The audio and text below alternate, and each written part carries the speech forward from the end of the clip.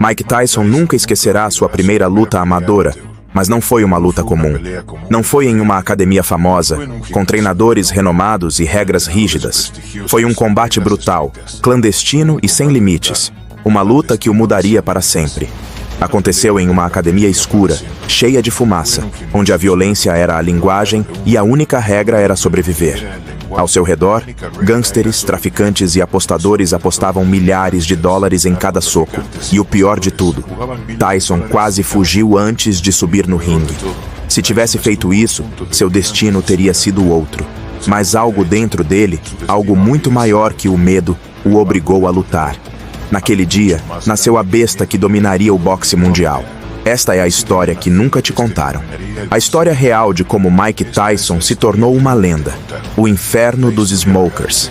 Tudo começou em uma pequena academia no Bronx, propriedade de um ex-pugilista chamado Nelson Cuas. Mas não era uma academia qualquer. Era um inferno na terra. Ficava no segundo andar, bem ao lado dos trilhos do trem. Os trilhos estavam tão próximos que, se você estendesse o braço pela janela, podia tocar nos vagões em movimento. As lutas eram clandestinas. Não havia médicos nem ambulâncias. Se caísse, tinha que se levantar sozinho, ou ficar jogado no chão. A fumaça de cigarro cobria tudo, tornando quase impossível ver seu oponente.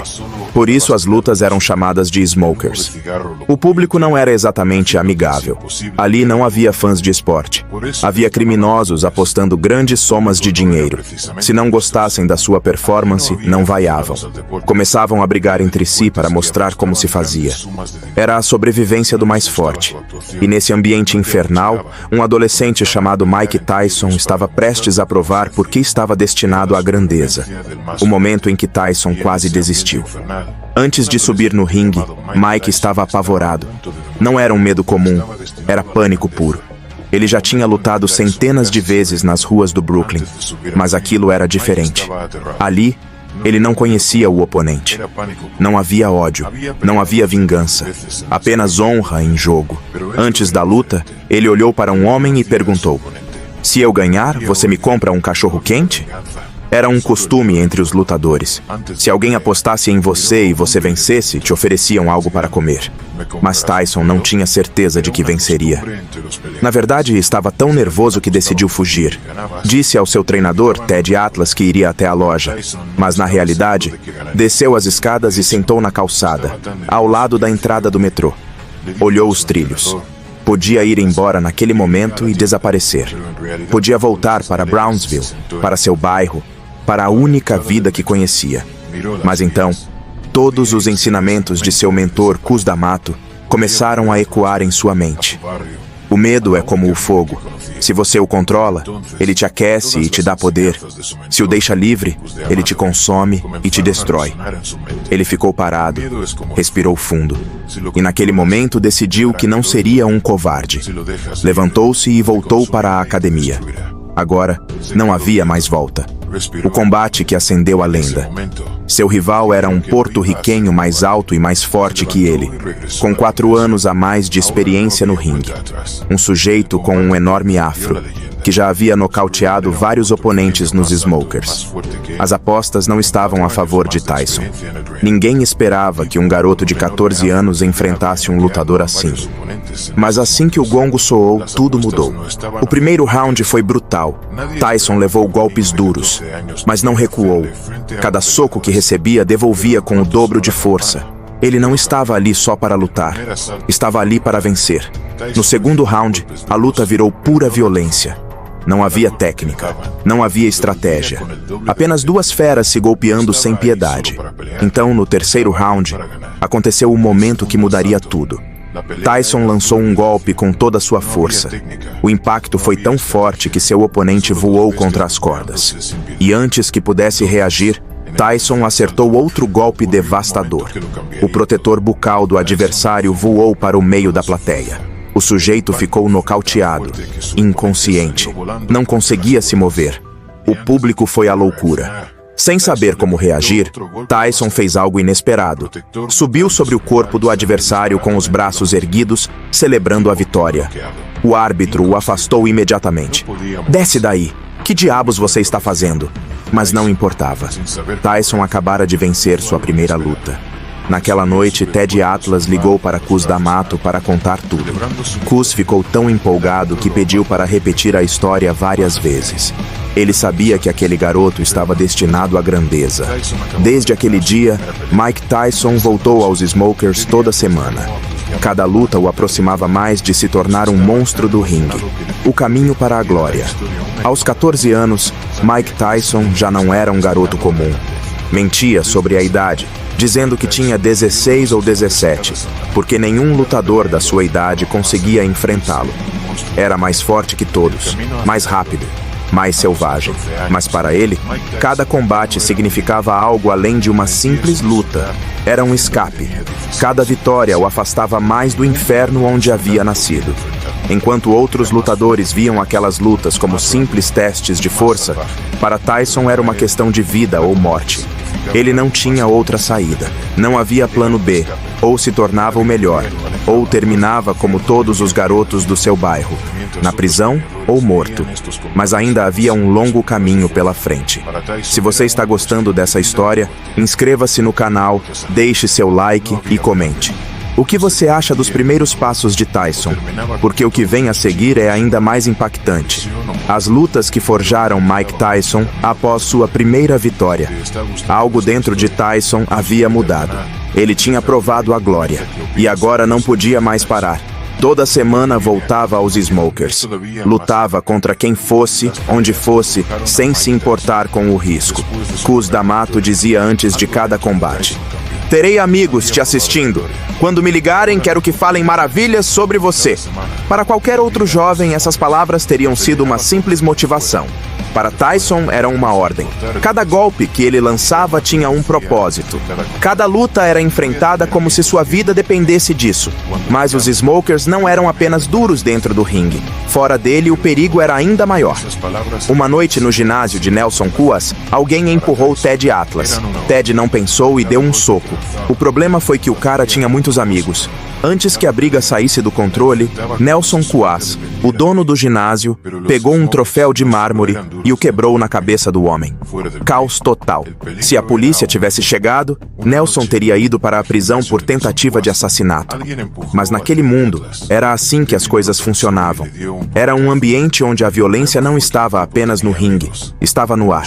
E Tyson entendeu que, se quisesse sobreviver, não poderia ser apenas um bom boxeador. Ele precisava ser um predador. O próximo passo: os Jogos Olímpicos Juvenis, em maio e junho de 1981. Mike Tyson estava pronto para levar seu talento para o próximo nível. Passara meses dominando os Smokers, e Cus D'Amato sabia que era hora de testá-lo em um cenário maior. Os Jogos Olímpicos Juvenis, o torneio mais importante para lutadores jovens nos Estados Unidos. Para chegar lá, ele primeiro teve que vencer o torneio local, depois os regionais, e finalmente viajou para o Colorado para enfrentar os melhores do país. O ambiente era diferente. Não havia fumaça de cigarro, nem lutas clandestinas. Mas isso não significava que fosse mais fácil. Os lutadores tinham mais experiência, mais técnica, mais recursos. Mas Tyson tinha algo que ninguém mais tinha: fome. A diferença entre Tyson e os outros lutadores era que, enquanto seus oponentes faziam piadas, conversavam entre si e tentavam relaxar antes das lutas, Tyson não dizia uma palavra. Ele os olhava com desprezo. Cus lhe ensinara que a guerra não começava quando o sino tocava, ela começava na mente. Se ele conseguisse fazer seu oponente sentir medo antes de subir ao ringue, a luta já estava ganha. E foi isso que ele fazia. Ele olhava para seus oponentes como se fossem presas. E quando chegava a hora de lutar, ele não deixava dúvida sobre quem era o verdadeiro predador.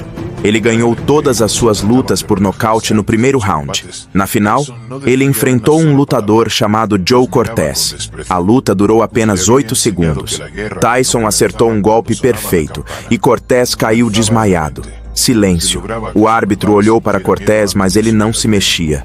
Mike Tyson havia estabelecido um recorde nos Jogos Olímpicos Juvenis.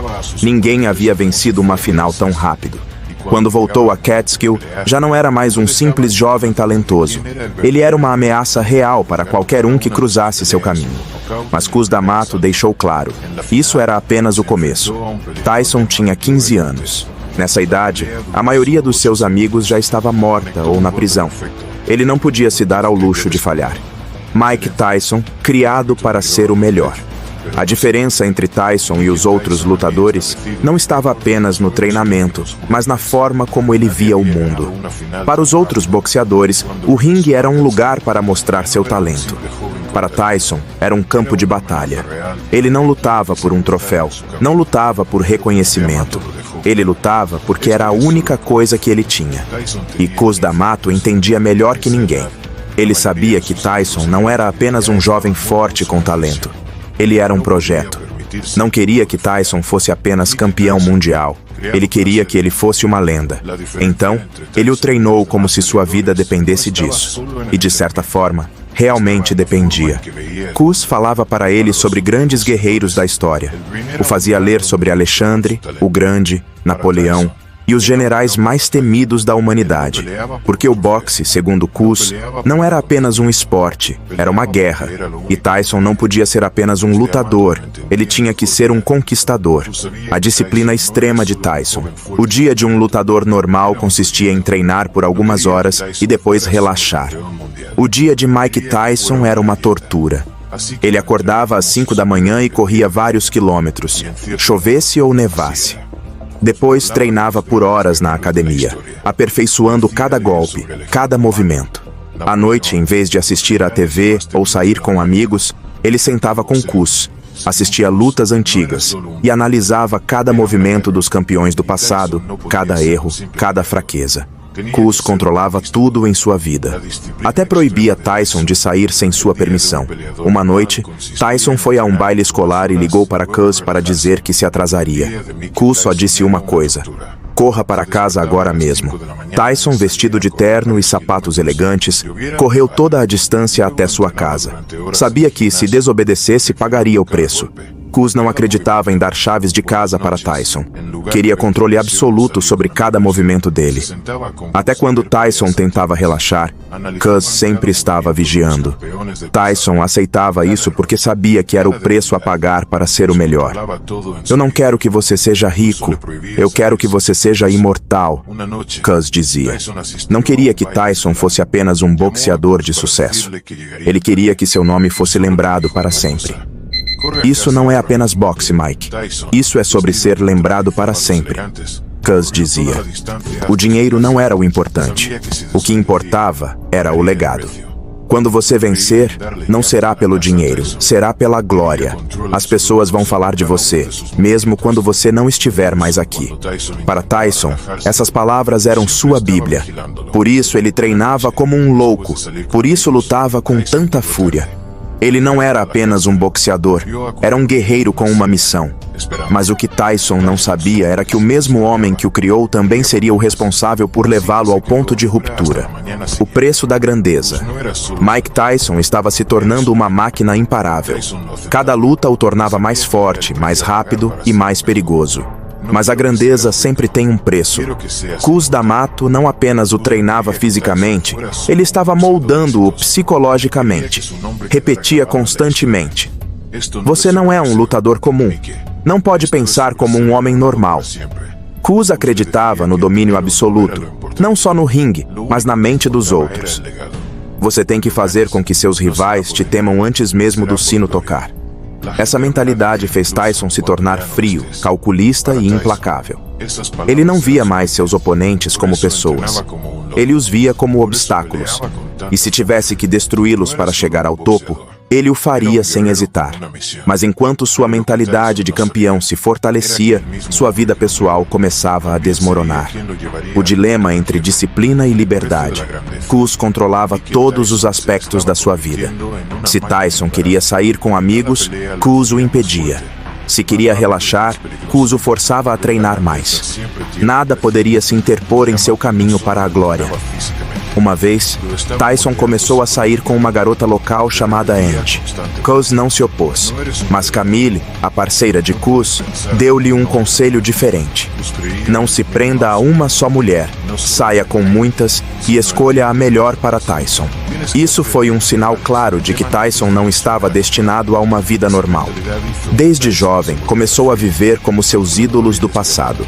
Boxeadores como Harry Greb ou Mickey W, que não eram apenas lendas no ringue, mas também na festa, no álcool e nas mulheres.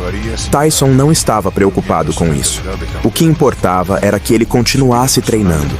O dia em que Tyson quase perdeu tudo. Uma tarde na escola, Tyson teve um desentendimento com um colega. A discussão virou briga, e Tyson o acertou com tanta força que o garoto ficou inconsciente. A rotina de Tyson se tornou ainda mais brutal. Corria quilômetros antes do amanhecer, fazia centenas de abdominais e treinava sem descanso. Cus o levava ao limite, não apenas fisicamente, mas também mentalmente. Se Tyson dizia que estava cansado, Cus respondia: "Cansaço é para os fracos." Se o corpo doía, Cus o colocava em banhos de gelo e dizia para aguentar a dor, porque no ringue só havia duas opções: vencer ou ser destruído. Cus repetia: "Não quero que você seja forte, quero que seja invencível." E Tyson acreditou. Deixou de ser um jovem talentoso e se transformou em um monstro do boxe. Mas à medida que sua carreira decolava, a sombra de Cus D'Amato se tornava cada vez mais pesada. Cus D'Amato, o homem que criou um campeão, mas também o destruiu. À medida que Tyson crescia, a relação com Cus ficava mais tensa. Cus queria obediência total, mas Tyson começava a se sentir um prisioneiro. Um dia, Cus lhe disse: "Você não é nada sem mim." Tyson sabia que era verdade. Sem Cus, jamais teria chegado tão longe. Mas dentro dele começava a surgir uma ideia. E se ele quisesse ser mais do que apenas o lutador de Cus D'Amato? E se quisesse ser seu próprio homem? O golpe mais duro da sua vida. Antes que pudesse responder a essas perguntas, a tragédia o atingiu. Cus D'Amato morreu em 1985. Tyson ficou devastado. Era a primeira vez na vida que se sentia realmente sozinho. Durante anos havia vivido sob a sombra de Cus, e agora tinha que enfrentar o mundo sem ele. Mas, em vez de desistir, fez a única coisa que Cus lhe ensinou: continuou lutando. E não apenas lutando, destruindo qualquer um que se colocasse em seu caminho. A ascensão do campeão. Com Cus morto, Tyson se tornou uma força imparável. Venceu luta após luta, deixando um rastro de corpos nocauteados em seu caminho até o topo. Até que, finalmente, em 1986, conseguiu o impossível. Tornou-se o campeão mundial dos pesos pesados mais jovem da história. Aos 20 anos, já era o rei do boxe. Mas o que ninguém sabia era que no exato momento em que alcançou o topo, também começou sua queda. Porque, sem Cus para guiá-lo, Mickey Tyson estava prestes a perder tudo. A história não termina aqui. Esta foi apenas a primeira parte da vida de Tyson. O jovem que passou de menino das ruas a fera no ringue. Mas sua história não termina com a glória. Porque depois de chegar ao topo, Tyson entrou em um mundo de caos, traições e autodestruição. O dinheiro, a fama, os escândalos. O que vem depois é ainda mais impactante. Se quiser saber como o campeão mais temido do mundo passou de invencível a perder tudo, inscreva-se, curta e comente se quer a segunda parte dessa história. Agora me diga, você acha que Mickey Tyson teria chegado tão longe sem Cus D'Amato? Deixe sua opinião nos comentários.